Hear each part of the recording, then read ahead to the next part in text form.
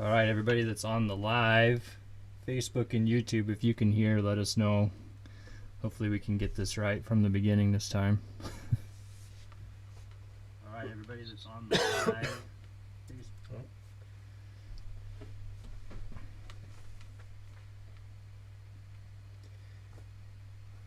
Hey, Butch, can you hear good?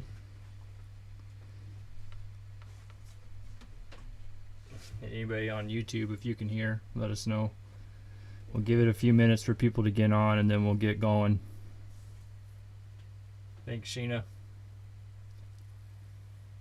Thanks, Jake. So we're good on both platforms. All right, guys, welcome back to Middle American Outdoors Fireside Chats. This is episode 22, unbelievably. We did miss last week. Just some crazy weather, obviously, all across the middle of America. And here in West Point, we were subject to the random power outages. So we didn't want to get on live and then have them kill the power. Plus, we wanted to, maybe be a little bit responsible if there's power outages going on in the area, and we don't need to be sucking up some energy just to do a fireside chat. So Matthew was gracious enough, and we postponed it a week. And now we'll get into it. So no further ado. There we go. Bring in Matthew from Southern Pursuit. How's it going, dude? It's going great. A little warm down here, thawing out finally, so maybe y'all can do the same pretty soon. Yeah. 40 degrees today felt like just amazing. I think it got up to 60 today. We saw some snow last week, which we maybe see it once a year down here. So it was nice for about 3 days, and then we're ready for it to be gone. Yeah. We've had snow on the ground I was just thinking today, I can't remember the last day that we didn't have snow on the ground, sometime in November probably. It just never warmed up enough for it to go away, and we're just coming out of just a crazy 10 to 14 days of single digits and negative air temperatures. It was just brutal. So to break into the teens and 20s and 30s has been amazing. Yeah, little bit of a relief. Yeah, big time. Now we can start to.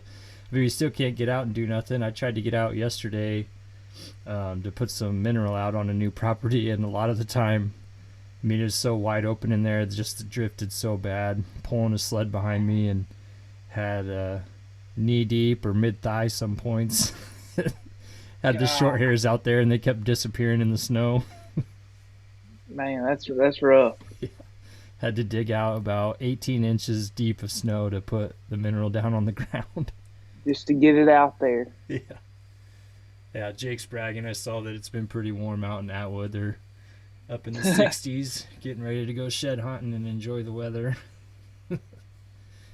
Shed hunting. That episode I tuned in on that to listen, and that's foreign to me. It's hard to find a shed down here. Oh yeah. Mhm. Huh. I've never found one either, so we're in the same boat. Okay. I found I found one real nice one, and then I found a couple that have been chewed up and whatnot. But it's just getting lucky. Yeah. Some of the private ground I am on, we're working on food plots this coming year. I think that'll make a big difference when they stay around into the winter to feed in the local area. Right now, they're just the private ground that I have is really great for hunting, but then they just kind of disappear when they're going to easy food sources and probably drop sheds elsewhere. Dallas, good to see you on, buddy. He says most of the snow will be gone by this week. He's out in Hastings, which is like central Nebraska, kind of. Okay. The rest of the crew from Bemidji is on Facebook. They just listen to us complain about the cold and laugh it off. Cause yeah. Have you ever been up that far north? Where are they at? Bemidji, Minnesota is 40 minutes from the Canadian border. I know. The furthest I went was this fall when I went to Fargo, North Dakota. Yeah. We're going to get to that. I got that on the list too for stuff, but I was telling them before, Megan and I ran track and cross country in college, and we always had our indoor conference meet the end of February, beginning of March, somewhere in there. up in Bemidji, Minnesota. It was like an 8 or 9 hour drive. It was Goodness. brutal on a bus, and then the weather there was just brutal. The college has underground tunnel systems, so you don't ever have to leave the building. Wow. Yeah, but they get to do a lot of cool ice fishing and stuff like that. Let's see. So anyway, we'll just jump right in the topic because we got a lot to cover, a lot of cool stuff. We brought Matthew on because he had an epic 2020-2021 deer season. Is that the best season you've ever had? Yes, by far. Yeah, it was my best season. And almost everything self-filmed, Mhm. which is really Yeah, cool. I think there was one situation that I didn't get a deer on film, and it was probably it was my easiest hunt of the year, and I was not able to get the deer on camera. The shot on camera. I got everything else, but the shot I didn't get. So Yeah.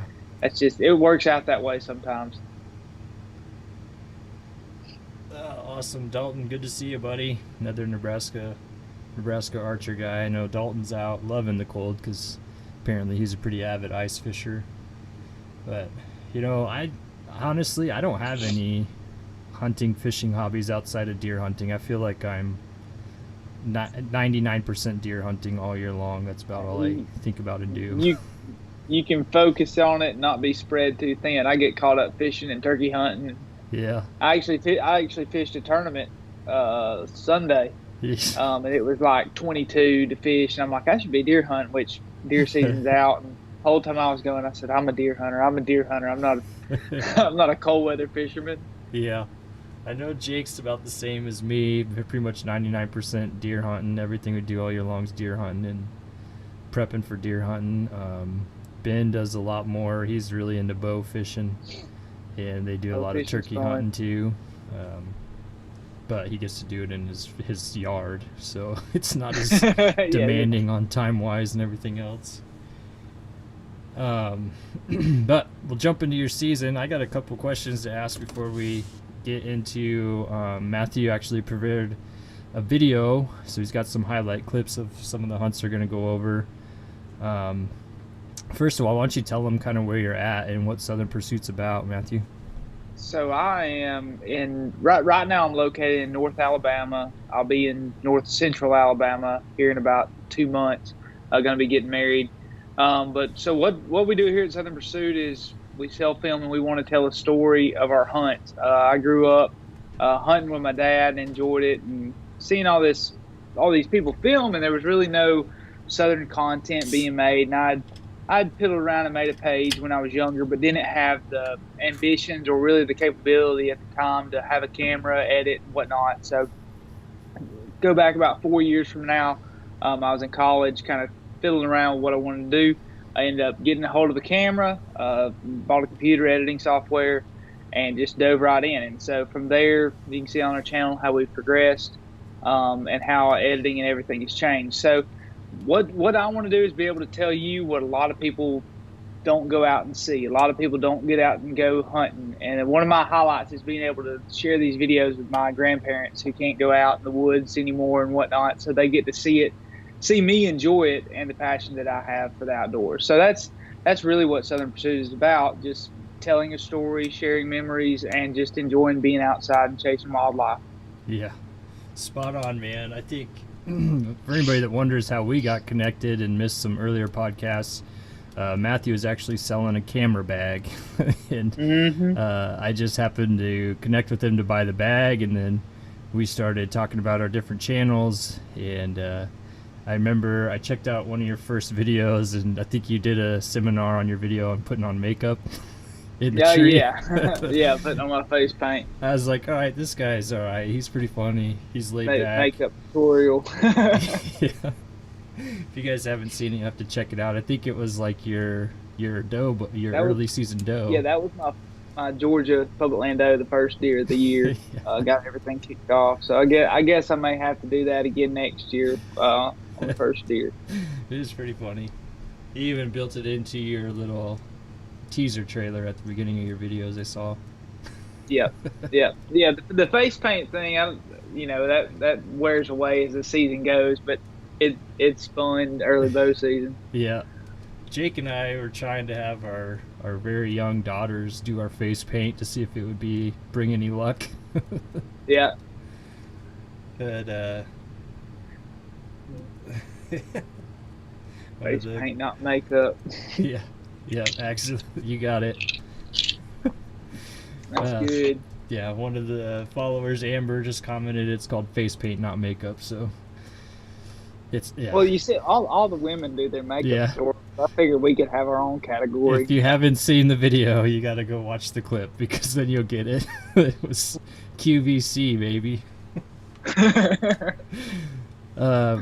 But so we kind of covered where you're from, what you're about, and then so let's go just right into the 2020-2021 season. Where did your season start and when? So with where I'm located, I can access Tennessee, Georgia, and Alabama real easy. Always wanted to hunt the early season. I always see people up north get to hunt in September and whatnot. Well, Georgia provides the September season starting the 12th. So I did a lot of scouting in Alabama preseason. I got some videos on that. Saw some really nice deer. Ended up not seeing them hunting. That's usually the story. But my season actually started in Georgia, open weekend in Georgia on September 12th. It was hot. Mosquitoes everywhere, just trying to figure out, what to do. But yeah, my season started in Georgia, piddled a little in Tennessee. But that's really where I started out at. Nice. Yeah, we talked before about what was just tell these guys that maybe missed the earlier podcast. So if you guys go back, Matthew's been on a couple times talking about self-filming, and we plan to continue that series. But in the past, we talked about what comes with that Georgia tag. Wasn't it the Georgia one that's crazy? Yeah, it comes with 2 black bears, 3 turkeys, 2 buck tags, and then I want to say 10 doe tags for the year. For non-resident. I think that's right. Right, non-resident. And you said it's about $300 or something? $350. That's crazy. So I've still, and that's a year-long license. That's not a season-by-season license. So I've still got what I paid for deer season. I still got my turkey license. It won't expire again until September 10th, I think. Awesome. So then I'll just renew it for next year. Hard awesome. to beat that. I'm gonna try. I'm gonna try to get a black bear next year. We found a spot that they were hot in, just didn't put the time into it. So that should be some interesting stuff coming for next year on that. Is it you going with the bow? Oh yeah. Yeah, we're going. Well, I mean, we Spot had and daylight stock? pictures. No, I'm gonna get in a tree. Which black bears, it'll be interesting. That will be fun to watch for. So this year, how many whitetails did you kill in that 6-month span? I killed seven whitetails, 5 bucks, and 2 does. Out of 3 states or 2? Just 2 states. Tennessee was not very friendly to me, which I didn't put much time into up there. I saw a couple does here and there, but most of with how I work and where I live, it was more favorable to be in Georgia. Yeah. Obviously, you didn't tag out in Georgia, but did you tag out in Alabama? Tagged out in Alabama. Got really close in Georgia, actually. I have a video of a buck that was at 15 yards, came in behind me and winded me, and skirted on out of there. But, maybe next year. Yeah. It's so crazy. So, doing that, how many days or hours, let's just go days, would you say that you were actually hunting? 2 to 3 a week? I should have counted that. I mean, I'd probably say I had maybe 40 sits. Yeah. So that would be about 2 a week or so. Yeah, 2 a week. Most of my hunting would be on the weekends. I could hunt some during the week. If I got done with work early or went in late and worked late, or vice versa. But most of my stuff was on the weekend. But most of the deer I kill were on the weekend too. That's the crazy thing. People are always worried about pressure. if you just hunt where the deer are, you don't have to worry about pressure. Amber asked, is it hard to find places to hunt in Georgia? Not at all. There's so many places to hunt in Georgia, and the WMAs are real nice. The roads are real nice. Their maps are real nice. You can go on Onyx, Hunt Stand, whatever, and pull up the WMA, and there's a bunch. There's a bunch right in that northwest corner. If you want to look more towards bears, you need to get more north central, up towards the Georgia line. But I stay on the northwest side of Georgia. I hunted I think it's Crockford, Pigeon, WMA, and Otting, and then I would go down to Berry College to WMA down there near Rome, Georgia. So it's very hunter friendly up there. That's awesome. Oh man, let me make sure there's no other comments. So everybody that's on the lives, as always, feel free to ask any questions of me or Matthew. Probably focus on Matthew because he's not here every week. But feel free to ask any questions or make any comments. My next question I had for you to start out with was, you mentioned it earlier, you went up to North Dakota. When was that and what was that for? I went the November 16th for 4 days. Went up there. Me and two of my buddies said we were going to go up there and shoot some ducks, just kind of wild hare. Planned it real quick. Went up there for, I think, 4 or 5 days. Drove the whole way, stayed in the hotel, did everything ourselves. But we were hunting ducks, but we hit it right when the potholes were freezing up. So all the ducks had either that group had moved south or they were just on big bodies of water and we couldn't really target them. We found where some ducks were, killed a decent amount. I mean, nothing to brag about, but we had a good time, experienced it, saw things I'd never seen before. Saw moose, saw big North Dakota whitetails. Got some really cool footage of that. Saw some moose. Never seen a moose in my life. So just seeing what up there was like really makes me want to go back and maybe going back for a Nebraska mule deer hunt in the future.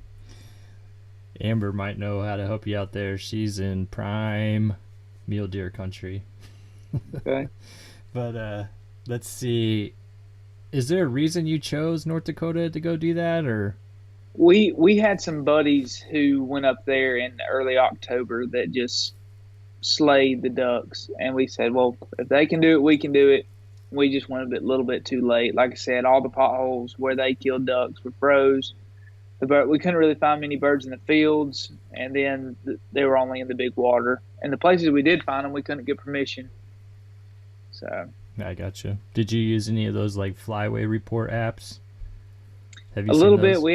We actually got in contact with some locals up there that were kind of guides and talked back and forth with them on the reservoirs and whatnot, what refuges where these ducks were moving to and from. Got some intel on that. Nice. Hold on, I gotta plug my computer in. Don't want it to die. No, I wasn't paying attention here. So how many states did you hunt in then this year? I hunted in 3. Well, if you want to add North Dakota, add 4. Yeah. But whitetail is just 3. Very nice. You got any like major destination hunts that stick out to you? At some that point? I want to do in the future? Yeah. We've talked before. I've always wanted to go to Iowa. Who doesn't want to try the Iowa deal? And then I've hunted Illinois. I want to go to Kentucky. But my big thing is I want to go out and elk hunt. I don't know exactly what state, whether it be Wyoming or Colorado, I'm not sure. But elk hunting is up there on the list as the top thing to do it. To me, it's like turkey hunting and deer hunting combined, and then multiplied because of how big they are. So that's really a bucket list hunt for me. Have you been able to eat elk anywhere? Yes, I have. It's very good. It's unreal. We actually have a place down here. It's called Bama Bucks, and they'll do bison burgers, elk steaks, and stuff like that. It's pretty neat. Yeah, I had a buddy out in Scottsbluff. So there's some, for people that don't know, there are some crazy good elk in Nebraska. But It's, there's no draw for bull elk for non-residents. You can get like the super tag combo in the lottery, like that kind of stuff would get you a non-resident elk, but there are some slammer elk in western Nebraska, and it's just getting better and better. But when I was out in Scottsbluff, my buddy killed one that was about, I think it was like 387. And the next night, or 2 nights maybe later, maybe we went to his house for smoked loin. It was so good. It was ridiculous. But even for residents, bull elk is, I believe it's a once in a lifetime tag. I'm not positive. At least you have to wait maybe 10 years to start putting in again or something like that. Something weird like that. But I guess that's why they're as big as they are, is because of how they're managing them. yeah. Well, to keep people out. Yeah. It's amazing. There's some monsters. If you look up the Helmer bull, Joel Helmer wrote a book about like the biggest bucks and bulls in Nebraska history. It's a really cool book. Like, he interviewed all the people and wrote their stories, and his daughter killed one, and it was like, I want to say like 420 or 430. Wow. It was at the Nebraska Deer Game Expo, and it literally took up their 10x10 booth. That's insane. Insane. But yeah, it's cool out west around here, man. You can go chase antelope aplenty, muleys, and then elk. I just want to be able to come back when y'all get that 4 foot of snow, and I can be back down in the south. Yeah, you want to go chase them early season. Right. You'd rather sweat than freeze. Uh-huh. Yeah. I'm with you. Me and Jake and Ben even talk about going elk hunting all the time. Just one of these years we're just going to have to start going, and start cutting your teeth and getting those over-the-counter tags and just learning what kind of gear you need and getting ready for, taking a big swing at it at some point. But yeah, it's hard to learn anything if you don't just start going and doing it. Gotta jump into it, just like self-filming, like what we've talked about. But yeah, that's on other podcasts. Yeah, you can't learn it till Fireside Chats. Get to doing it. Okay, so everybody that's still on the live, you're going to get the treat of getting to watch these videos. If you're listening to this podcast later, you can always go back and watch the clips if you'd like. But Matthew is going to kind of narrate through the clips, and we'll break down each of these hunts a little bit more, try to give you guys some information, some education from his perspective, and I guess just some behind the scenes stuff from his hunts. And you can always go check these out on the Southern Pursuit YouTube channel as well. But go ahead, Matthew, and you can introduce this first one, and I'll get it set up to play. Yeah, so this one's going to be the Georgia hunt that we had talked about, where my season kicked off. Here in the South, we don't see many cornfields, and especially if you see a cut cornfield, you better hunt it. The deer are going to be in it. So early season, it was cut corn, and I jumped right into it. Found a nice little finger where I suspected the deer would be kind of bottlenecked down, and found a tree and climbed. So it was a fun hunt.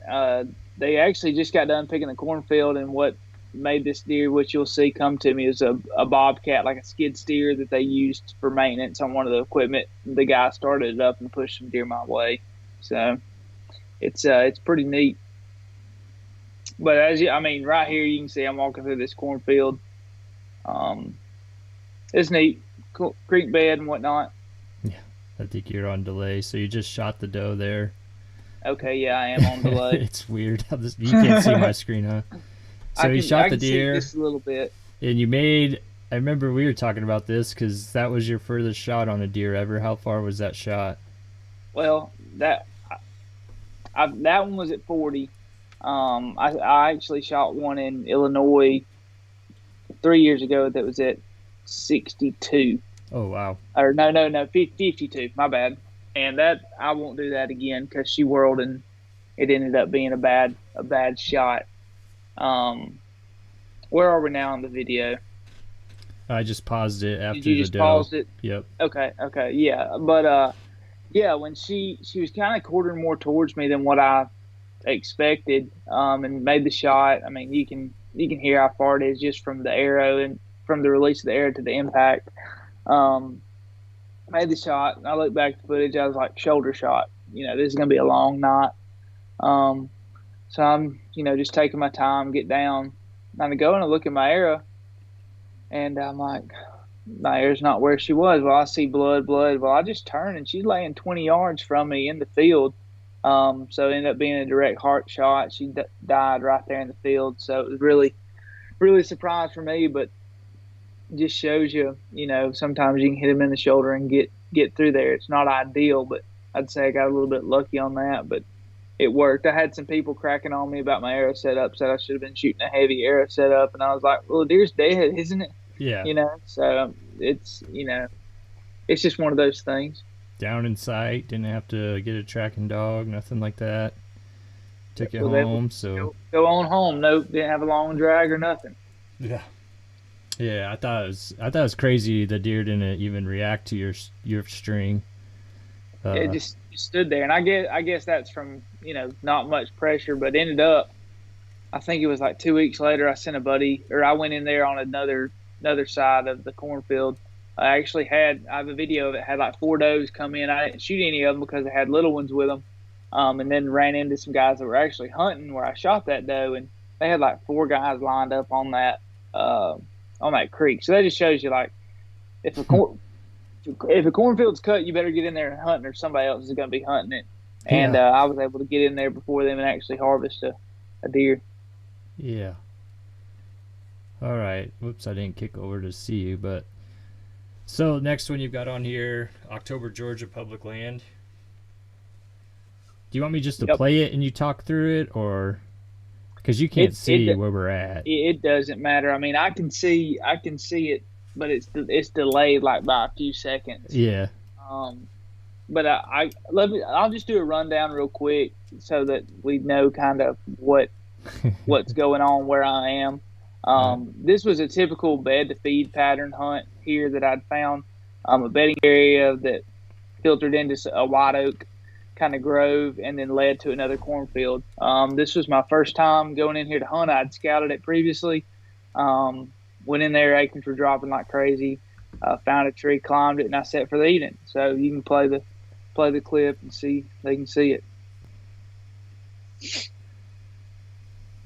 I'll narrate it for you. So he's just describing how why he came in here, getting ready to get in the tree, and I mean, I've watched all these videos, so I have a pretty good idea what's going on. Nice little young buck. This is the first buck of the year, right? That's right. And this is over in Georgia, so he's out of state even. Yeah, so I made a vow to myself. I said if something comes in that has more than two points, I was shooting it. Yeah. I'd work too hard not to go in there and shoot something. And I missed it there. He bound off, and then you shoot him later. Yeah. So what you don't see in the clip, and what you can do if you want to see the full video, it's on the YouTube channel. But I had 2 does come by previously that I climbed a tree that was right beside their trail. So the doe smelt my ground scent and kind of stopped. Didn't spook, but when he smelt my ground scent, that's why he bounded off. He smelt my ground scent. But then check him up, or did he check up on his own? He checked up on his own. He stopped right there, and I had time to move my camera, range in, let him turn and shoot him. Yeah, just get ready to shoot him. There you go. Arrow straight through on that one? Yeah. Well, half of it went through. I mean, I had to pass through on both sides, but they hung up when he moved. His shoulder hit it and broke it off, which I have very few arrows break. I shoot the G5 XT hunters, and I shoot multiple animals with one arrow. Yeah. So there's your broken arrow you're talking about. We're going to go up, and he'll recover the deer here. Ben says acorns or acorns? Acorns. It's funny. I listen to people and they're like, "We're gonna go get under the acorn trees," and it's funny to me to hear because I'm like, "That's not how you say it." Let's see. Yeah, So obviously you guys saw that buck. Now we're on to November, Alabama private land. This is your kudzu buck. it's my kudzu buck. Yeah. Um, is it paused or is it running It's right now? paused right now. You're on Okay, screen. so I picked up this piece of property this year. It's 80 acres. It's a pine thicket, pine plantation. 6 years old, and it's got some log landings and a kudzu patch in it. So I planted the log landing, and then I planted this kudzu patch. In Alabama, it's legal to feed corn. So all summer I was feeding them, making sure they kind of stayed in the area. Well, what I was finding out was they weren't eating my corn as much as they were the kudzu. So I went in there, put a little food plot in, put a cell camera up, was monitoring when the deer were coming in and whatnot, and they were coming in pretty steady, and then kind of went away for a little while. But we had our first cold front that came in. I mean, temperatures. This first cold front for us is like day highs of 50, and then the low gets down to 30. So I said, weather change. I'm going to get in there and see what happens. And as you'll see, they came out with plenty of shooting light, and I was able to get a pretty nice buck in Alabama. Were you tempted to take the first one? I was, but I knew that those two ran together, Okay. and I heard the other one coming behind him. So I was like, I can just be patient. And I also knew I had another shooting lane that he was going to walk through, that if it was a doe behind him, he'd walk to that other shooting lane. I could shoot him. Yeah, because he even checked up. I'll rewind a little bit, but he checked up right in your shooting lane with the open shoulder, just asking you to shoot him. They both did. Then where I'm hunting, it's right next to a subdivision, so they were probably used to some kids singing or yelling or something, and just had to look back. Yeah, here comes there's the buck you shot. Good shot. Excited. That's why I like your videos too. You're always genuinely excited. I can't. I've talked to myself and I'm like, just try to keep it together on this one. Try to act cool like you've done it before. And I just, like I said, I just enjoy it too much. I get excited. Yeah, well, I think part of the reason I watch it because you are excited and it hooks you. Let's see. So getting back to the video here, you're talking about the blood trail, and weren't you gonna wait for your dad and your friend, and then just kind of got a little antsy?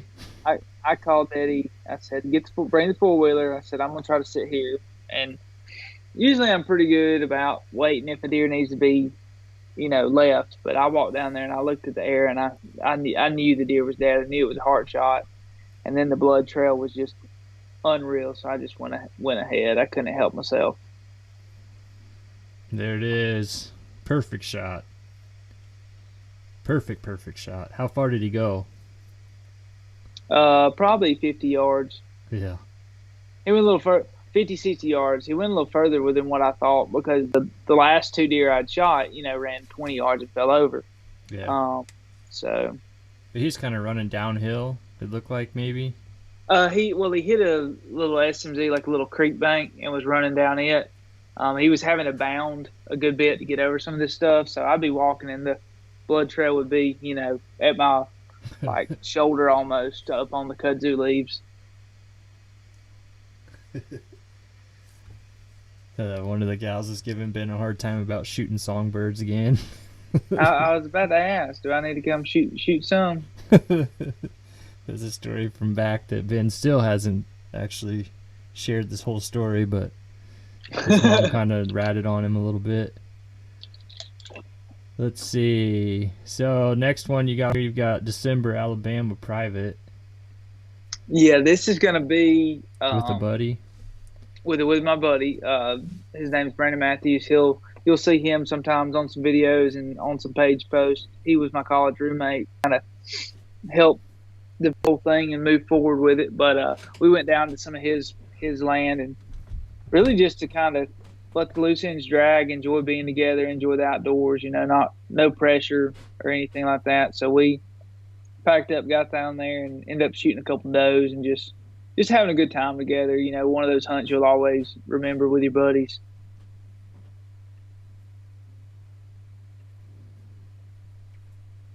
There we go. Now we can play it. Maybe. Yep. Technology. Yeah. And just drilled right through the tree there. Yeah, it was. We were actually about to get down. I'd gone down and checked the camera just to see if any deer had been coming the last couple of days, and got back up in the tree. And about 5 minutes later, I was about to put my camera stuff up, and she popped out. And then you got another doe coming up. Is that the same hunt? See, so that was that afternoon. I didn't. There's a lot of in between stuff, but that was actually that afternoon. We went and sat on a green field and had some does come out, and then that was the last doe that came out, and my buddy ended up shooting her. So we got 2 does, kind of doing some herd management and whatnot. There's a bunch of deer. The deer numbers down there are pretty crazy. Yeah, I think anybody would be happy to go out and go hunt with a buddy and take 2 does, 2 hunts Right. one day. Just cutting up and laughing with each other. I don't know how we even saw any deer with On how camera. loud we were most of the time. Yeah, on camera even. Sweet. So then you've got next one. Is this maybe with your dad? This next one is with my dad. This was the hunt that we were talking about in the beginning that I said I got all my kills on camera except for this one, and I really wish I could have got this one, but the way everything panned out, I'm okay with it. Actually ended up being my biggest deer to date.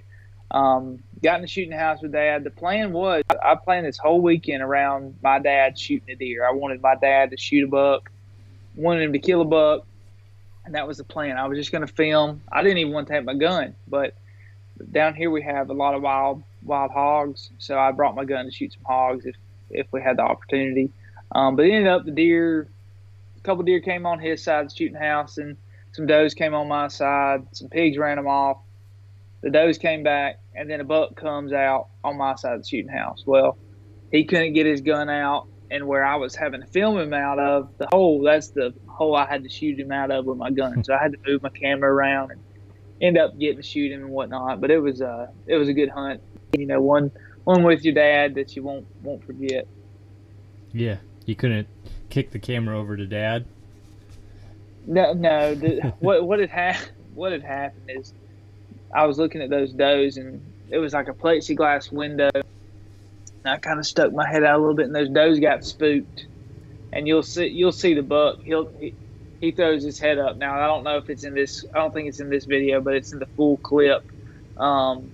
He throws his head up and is about to leave, turns, and we're like, "Well, you better shoot him now," So I threw my gun up. Actually, shot him left-handed, and it was a fun one. Nice. Huh. Ended up shooting some pigs on that hunt too. After we shot that deer. Yeah, that was a crazy video. Like you said, the deer came out, and then the deer spook and run away, and pigs come trampling through, and then they go blowing away, and the deer just must have been hiding in the trees because they come right back out. Just came right back. And then after I shot the buck, we went down there, did all the recovery stuff, and go back to get in the shooting house to get my gun and everything out. There's 6 pigs in the other corner of the field, and so Dad shot one of them. Nice. Oh, that's so cool. Let's see. Next one, you got Timber, Alabama Public. Yeah, this is probably my most heartbreaking hunt Yeah. of the season. I'd been scouting this place, had cameras up, had just some really hammer Alabama public land bucks coming through, and rut was in full swing. I knew they were going to come down this trail or not, and I actually saw this buck. It was 9 o'clock, full moon, high winds. I didn't think I was going to see a deer that day, and he comes in with that doe, ends up breeding the doe in front of me. Really cool stuff. And then the doe gets at 20, comes right up the trail like they're supposed to. It's probably 15, 20 yards from me. Doesn't know I'm there. The wind swirls. She looks straight up at me. I mean, I'm in a saddle. I'm hiding behind that tree just praying, that she doesn't see me.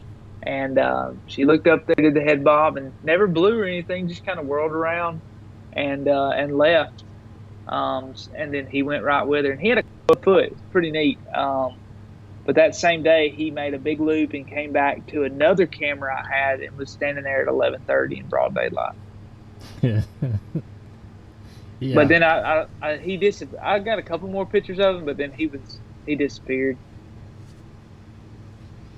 Um, let's see. So with that hunt, I remember, weren't you like backed up against a rock ledge or something like that? Yeah, I was hunting a bluff gap wall kind of deal where the deer egg. That's like their only exit from that side of the mountain.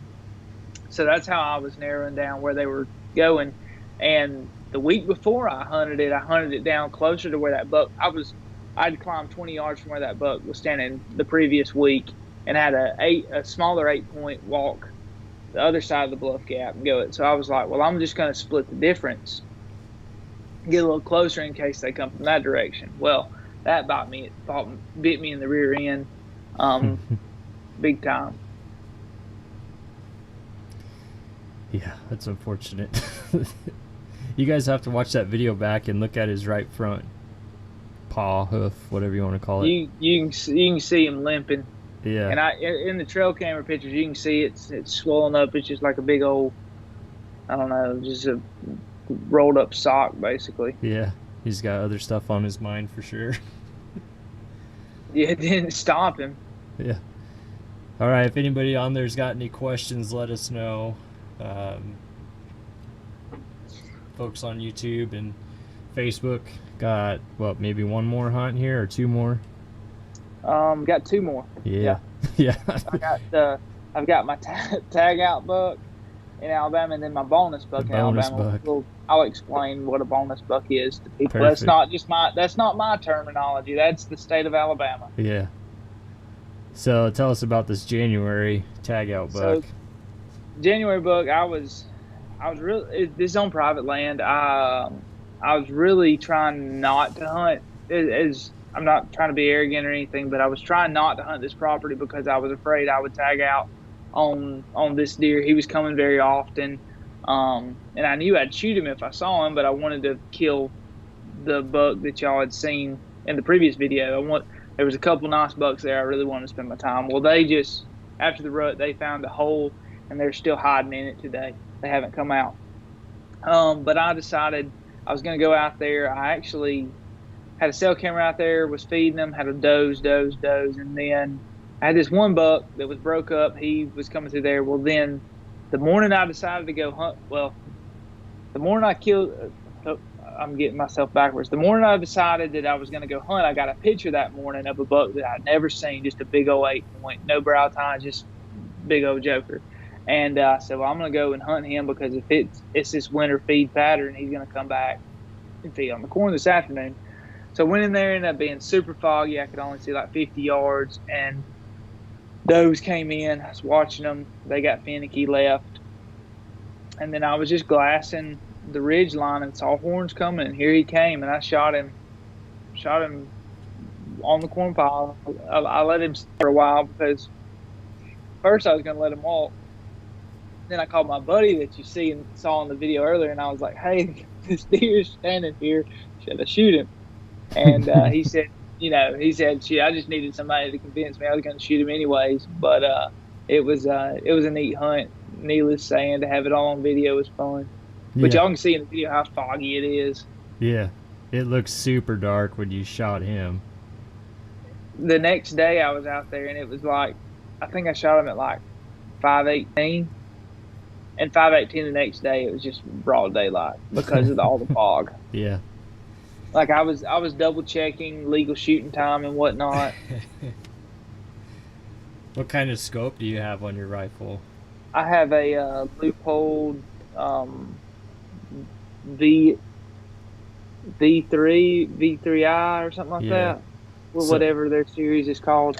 Was your view through your scope lighter than your eyes? Yes and no. I was going back and forth from camera. When it's dark like that in your camera screen, it'll almost blind you. Yeah. And so going back and forth, I could see him good in the video. And the shot I had to take, I was wanting him to turn broadside, but I knew if I could tuck it inside that shoulder, I'd be fine. Yeah. So I gotta ask, did you grow up rifle hunting more? Grew up bow hunting. Yeah. So when do you Did get rifle work in? Because you're pretty good with the rifle, obviously. squirrel hunting as a kid with your pellet rifle. Yeah. I mean, I would just walk around the woods. I have one of those Gamma pellet rifles. Still, I bought it when I was 12 years old, and it still shoots just as good today. Yeah. Um, and I just go through the woods shooting birds, shooting squirrels. You know, anything I could shoot. I'd shoot it. You know, I didn't Yeah. know what was and what wasn't in season when I was younger. Um, so just had fun with it. Yeah. Yeah, definitely. I mean, when I watched this 6 minute clip, there's 3 or 4 rifle kills there right in a row that are just drop dead. And I mean, like you said, I have more bow kills than I do rifle kills because I mean, I strictly bow hunted for 8 years, and I was just like, and it was because of the properties I get. I can talk to a landowner and say, hey, you know, I deer hunt, but I only bow hunt. You know, you don't have to worry about me shooting a gun. You don't have to worry about anybody hearing gunshots and calling you and asking you. So that's got me a lot of properties over the years. So I still have stuff that's bow hunting only, like the kudzu patch. I'm not gonna, where I kill the kudzu patch buck. I'm not gonna shoot a rifle out there unless just like 200 inchers, you know, tromping through the woods. But it's a bow hunting place, and I picked up a property beside it. And I told the landowner, I said, I bow hunt. He said, well, if you shoot a gun, don't shoot it back towards the road. I'm like, you know, you don't have to worry about that. I mean, I enjoy shooting with a bow more. I feel like it's more challenging, but I've had instances where if I'd had a rifle in my hand, you know, what if, you know, what would my wall look like now if I'd had a rifle X amount of years, you know? So Yeah. this year I was just like, I've got to kill, got to kill him. Um, let's see. So I was talking about the rifle because I stink with it, man. Like, I trust myself with the bow in my hand at 80 yards way more than I do with the rifle. Like, Well, don't let this season fool you. If you go back to last season when I was in Florida, I had a pretty nice buck coming in, and I whiffed. I mean, I yeah, whiffed bad. I had a bad tendency to, you know, with a bow, I know when I pull, you know, when I touch that trigger, it's going off. But with a bow or with a gun, that the weight of that trigger just gets me sometimes, and I'll flinch sometimes. Not because I'm worried about it kicking, it's just the anticipation yeah, of when the gun goes off, you know. So it I do good when I don't have to think about it. I just yeah. pull up and shoot.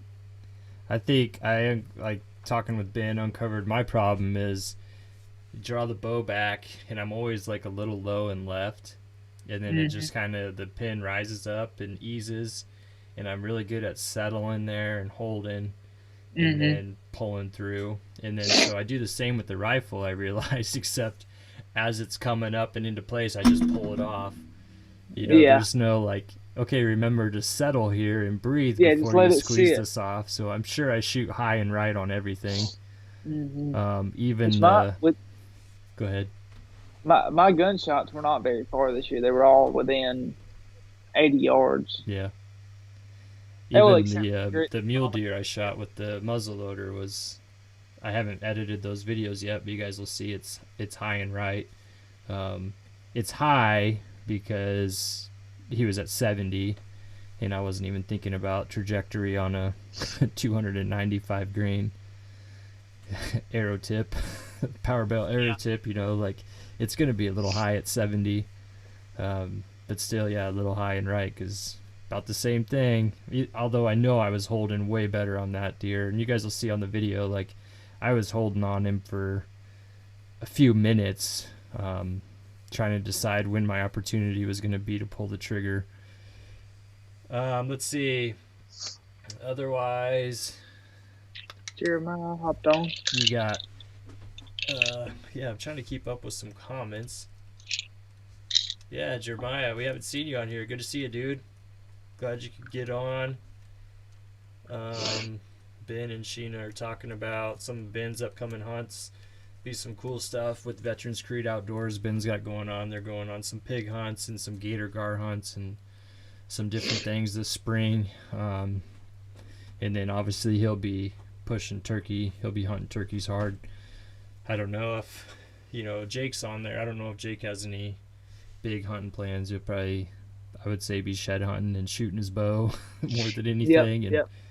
I'll I be, think I'll be going on some pig hunts. yeah, You'll just be grinding and figuring the next deer out, right? yeah. That's about all I do is consume deer content and get out and walk some of these new properties. And um, I call it shed hunting, but typically I have my two short hair pointers with me and maybe Joanna. And Uh-huh. so, I mean, it's impossible to actually focus on trying to look for sheds. You got to keep your eyes on the short hair pointers because if they get outside of their 40-yard perimeter, they're gone. Man, But that's if you rough. can keep them in check at 40 yards, they'll check up. But as soon as they test that boundary and realize you're not paying attention, they're gone. But and then it's even yesterday in the 12 to 18 inches of snow.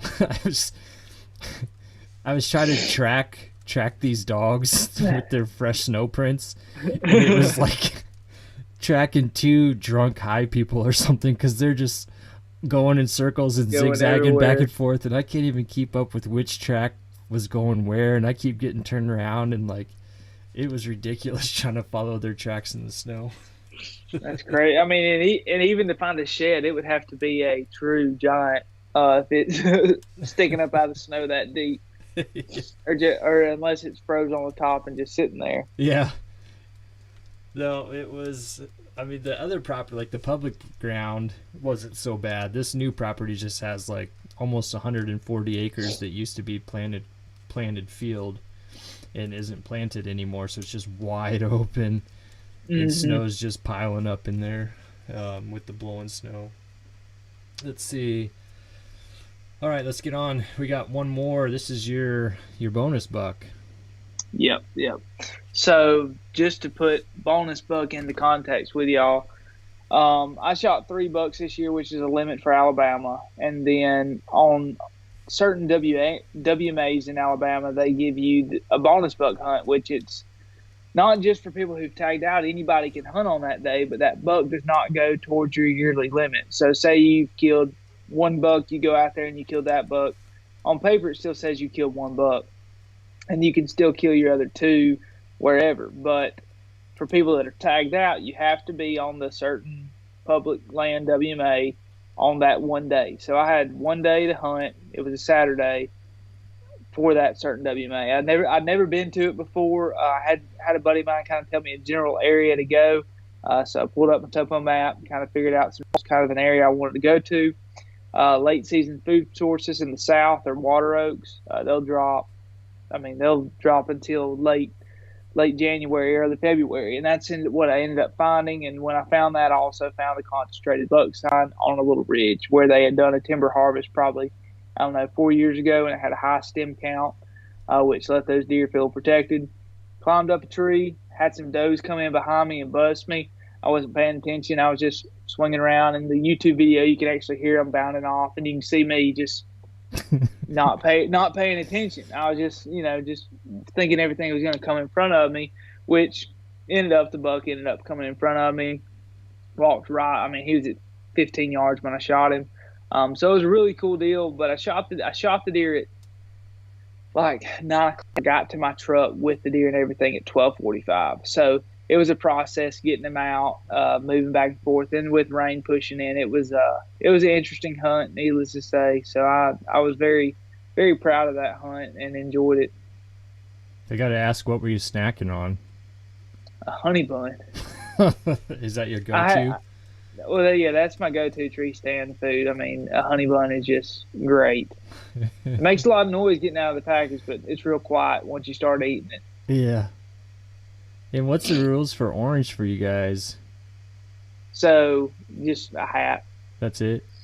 Yeah, and I may have violated them a little bit just putting the toboggan over, but I had my hat. I actually was pouring sweat walking in there, and my hat was soaking wet, it was cold. How far was that buck when you shot him?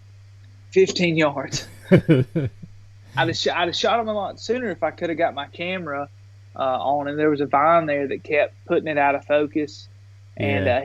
he wasn't just like slowly moving. He had a purpose, so it was better hurry up and do it, or just wait until he gets right on you and shoot him. Yeah, he's pretty much. I mean, he's on the last little eclipse of your screen, even. Yeah, because my camera arm's on my right side and I was shooting around my left side, so it was a rough one. He's pretty gnarly, pretty atypical.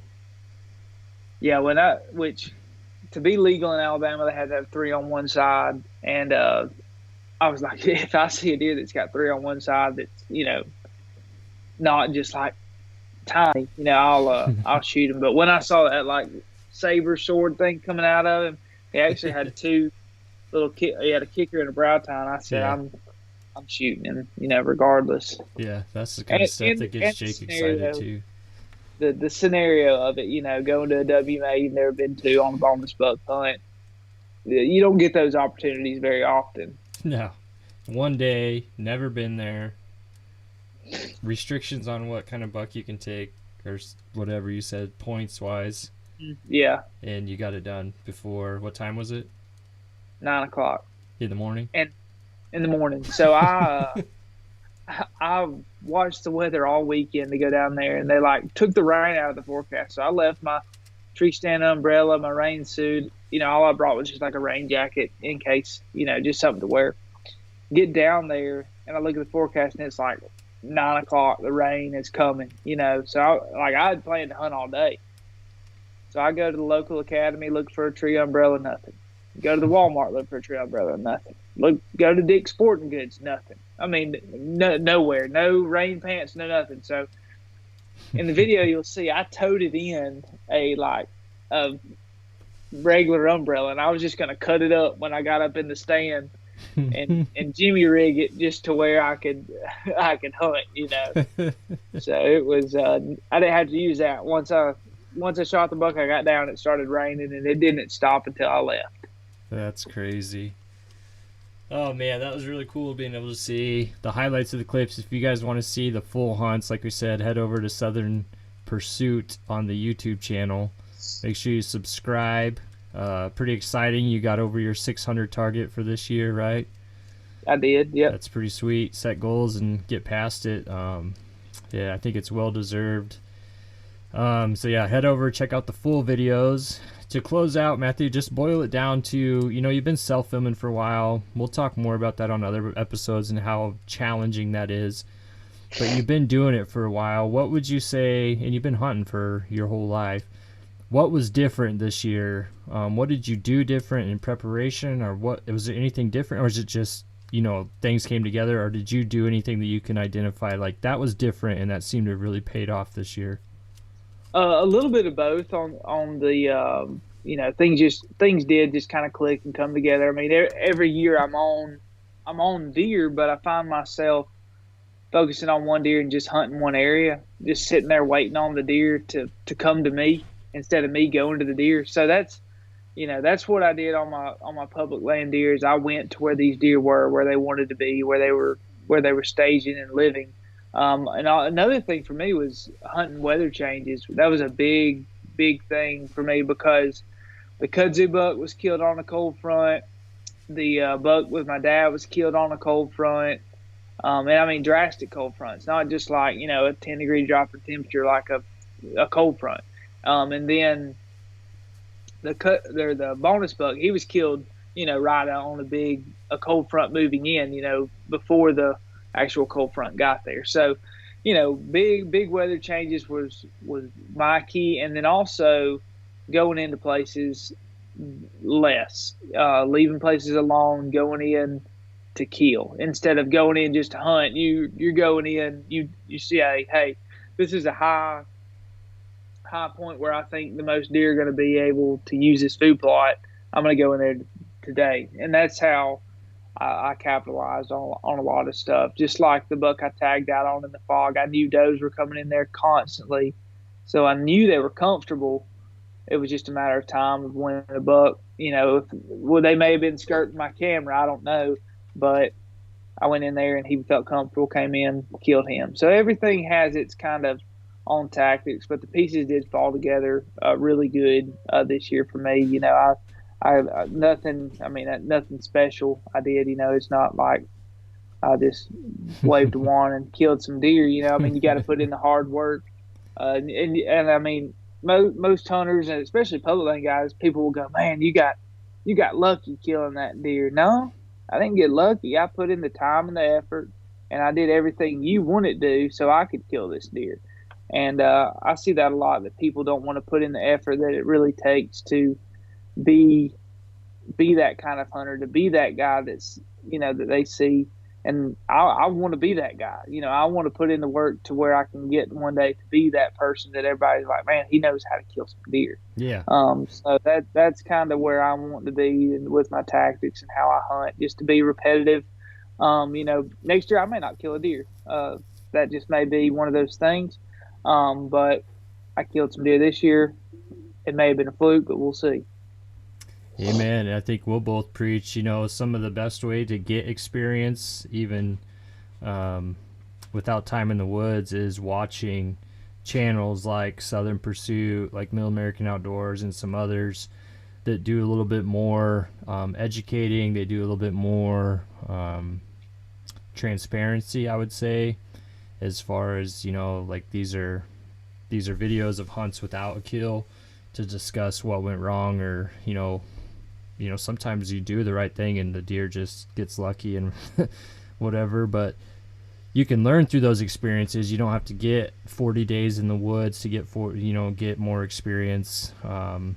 We've kind of hinted at that I just basically consume deer content year round, and I feel like it's really accelerated my knowledge of hunting and whitetail hunting without the years of being a hunter. Finding that good content to watch and being able to learn from it during these non-deer hunting months really helps. Not instead of just waiting until August to start putting out trail cameras and then turning your deer brain back on and thinking you're gonna somehow catch up or start to figure it out. Like being proactive and really consuming that content, reading stories like Joel Helmer's book and reading about those monster bucks and bulls and those people's stories of how they got on them and whatever, those kind of things. You never know when it's going to come in handy. I share the example frequently that Jake had misfortune of missing a real nice buck up close, and probably the fatal flaw was trying to stop it, and wasn't 8 days later that I got a shot at a nice whitetail really close, and had that learning experience through what happened to Jake to help me to know not to stop it, and was able to kill it. And those are the kind of things you can pick up on. There's several channels out there that are really quality, more than just kill content, and it's a great way to learn. Even on these podcasts, there's all kinds of really good podcasts out there, whatever, when you're commuting.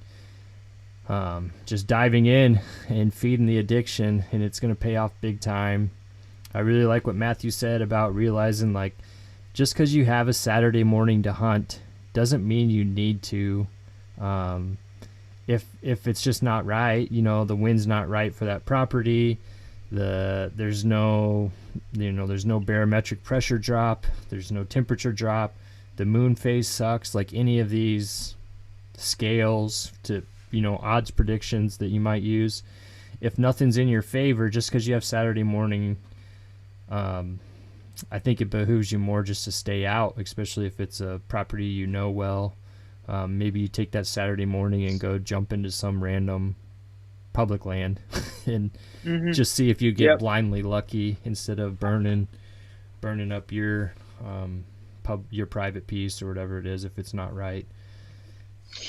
I had a guy he said, if your place isn't right, just go hunt somewhere that you've been wondering about. Say you're like, hey, I'd like to check this out. Just go hunt it or go scout it. Yeah. Don't just sleep. I mean, you could sleep in if you want to, but get out and learn constantly. And then one other thing I was going to say is learn how to read a map. I see a lot of people who don't know how to read, not necessarily just imagery, but topography. Learn how to point at a map and say, hey, there's going to be a saddle right here that's going to have a rub or a scrape somewhere on it. and get good at that. I noticed myself this year. I was able to say, hey, this is where I think these deer are going to cross through. Understand transition lines, timber type changes. I'm lucky enough that I'm a forester by trade, so I look at maps, every day.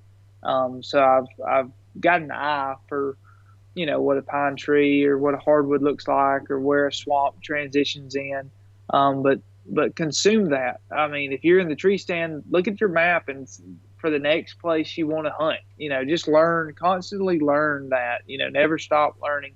I get sick of looking at maps sometimes, but I always find myself coming back to it because I know that's where I learned. That's how you're going to find new spots. Yeah. Now a lot of places you can look at it on a map and it's just so monotonous that you have to get out and put boots on the ground and just walk it. That's how it was in Florida when I lived down there and hunted down there. But if you're in some kind of rolling hills terrain, timber change, agriculture, you can look at a map and learn it and know it like the back of your hand. And that's one of the best tools that you can have. Absolutely. We do a lot of e-scouting.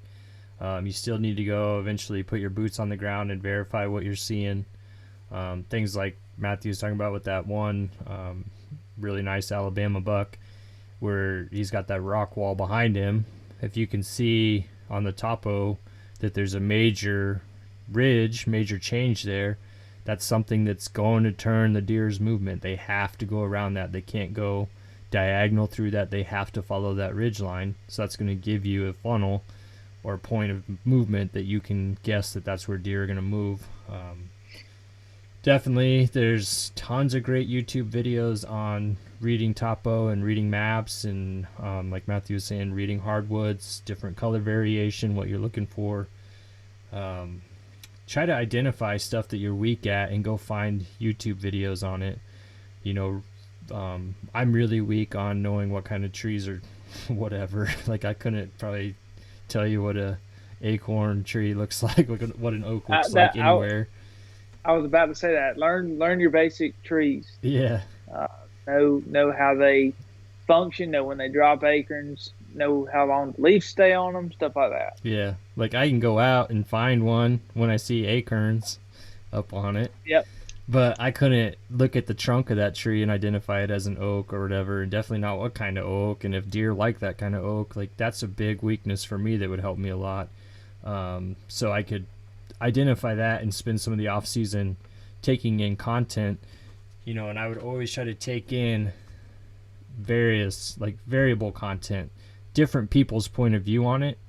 That way you make sure that you're getting like a consensus opinion or a summation of your own opinion. Don't just find one guy that did a topo review and then take his his point on it as the Bible, because he could be way off. It'd be like going to Wikipedia or something versus using an encyclopedia. But you could be way off and then you're way off, so taking in different points of view and seeing where their commonalities are to verify that that's probably accurate. Is that Ben's comment that he just put up about the map stuff? Yeah, just laying it out and being able to look at it, that's great stuff. Just makes it easier, mark up some rubs, the bedding area, help determine travel routes. Good stuff. Definitely. I think learning to read maps helped me a ton. That was 2019-2020 season when I was starting to learn a lot more about e-scouting and reading maps well. It saves you a ton of time, and then you're just going out there and verifying. And I would say my last tip would be this is a great time of year to be out late season or after season scouting, post-season scouting, looking for different rubs and different bedding areas. While I said like the private pieces I'm on, the deer have moved out now because they've gone closer to easy food, you can still get in there and see what looked like their bedding from earlier and what was, where some rub lines were, scrape lines were, etc. So that next year when you're doing early season scouting, you go straight there and start looking in those areas. But really cool stuff. Make sure you got anything to close with, Matthew? Just make sure. No, we could keep on going for hours on talking about stuff, but no, that's I appreciate y'all having me on. I hope y'all enjoyed some of the stuff I showed you, and some of the stuff I said made sense. I know sometimes it won't. I've got a pretty thick Southern accent, but it was a fun year. Like I said, thank y'all for having me on. I know y'all had a good year, and we'll have good years in the future. And I look forward to continuing doing stuff like this with y'all. Yeah, we'll get you back on. We'll get back into the self-filming. But make sure you guys go over, check out Southern Pursuits YouTube channel, watch those videos, get the full-length video, and cool, man. We'll see you next time. Thank y'all.